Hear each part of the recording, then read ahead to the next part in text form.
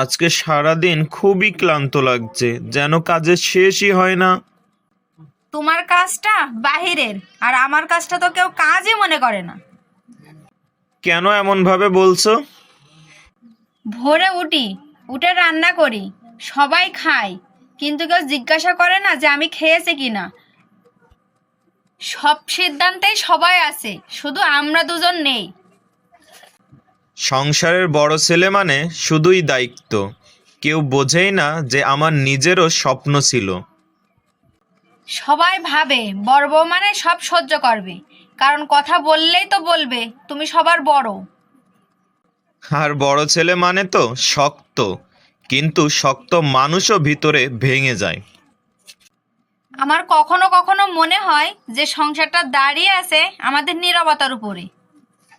আমরা কথা বলি না বলেই সবাই নিশ্চিত, সবাই ধরেই নিয়েছে আমাদের কষ্টটাই স্বাভাবিক। এই সব কিছুর মাঝে আমরা একজন আরেকজনকে বুঝি বলেই এখনো টিকে আছি। হয়তো এই সংসার একদিন ঠিকই বুঝবে যে সব থেকে অবহেলিত ছিল বড় বউ আর বড় ছেলে।